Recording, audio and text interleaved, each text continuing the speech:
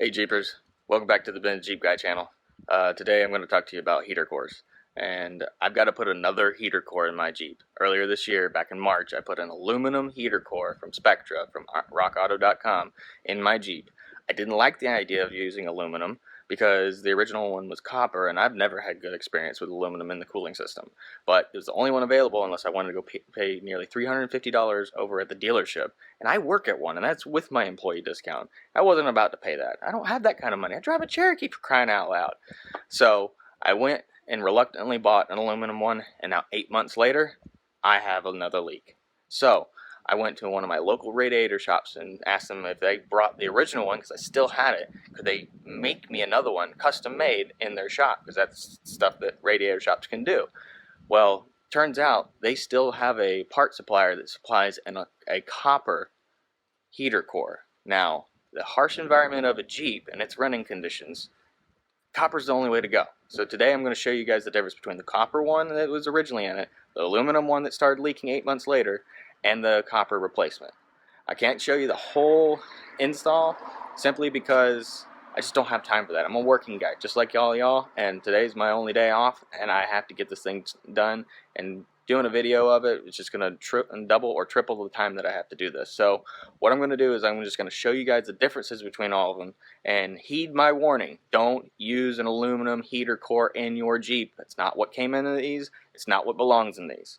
Do copper. Alright, so here it is. You got the original Mopar Jeep core made out of copper, made it 18 years. You got the junk Spectra aluminum one that didn't make it 8 months. Then you got the new Vista Pro, also known as Thermal Solutions Manufacturing, copper that's going in. Now the original and the junk Spectra aluminum both have what's called high efficiency fins. They're a high efficiency unit. As you can see, the fins are very, very tight and close together. Spectra is built in the same fashion. Now the actual thickness of the core, the top plate on the factory one is thick, but the actual core itself is the same thickness as the aluminum one. It's just this top plate is a little wide for some reason.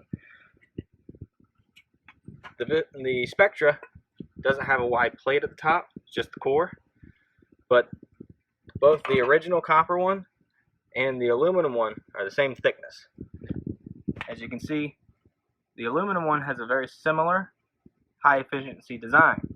Now, the Vista Pro is more of your standard fin setup.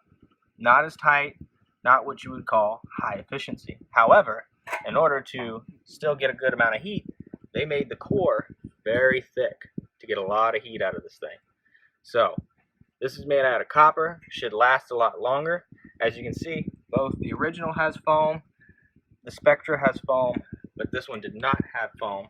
And I bought some foam at Home Depot for marine and boat and automotive use that I'm going to wrap around the edge, just like the factory design and the Spectra design, so that there's no whistling and no sort of anything that could possibly pop up. If the factory did it that way and Spectra does it that way, despite the fact that they make a horrible product, I'm going to do this one the same way. I just got to add it to it. So that's what I'm going to be doing. Alright, so I got the foam surrounded around the entire heater core.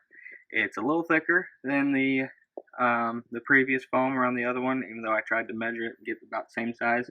But since the overall core is a little bit bigger than the last one, I probably could have gone with a little bit thinner foam, but I went with the thicker foam, trying to match what was factory. It's an okay fit. I mean, like I said, it's bigger, so it's a little bit harder to fit in there, but it does fit for the most part. The foam's making it a little bit difficult because it is so thick. The only problem that I've run into is there's a screw. It runs through the top half that covers. There's a screw that runs through it, and it's supposed to line up with that hole right there, but when you get the top piece on, you can see the hole doesn't line up, so I'm gonna have to drill another hole for that screw in that little plate, but at least it's close enough that I can drill another hole. Other than that, it's a great fit. It's copper. You know, I'm really excited to have a copper one in there. I'm hoping that I don't have to do this for another 18 years, or at least 7 or 10 years. Definitely don't want to be doing this again in another 8 months.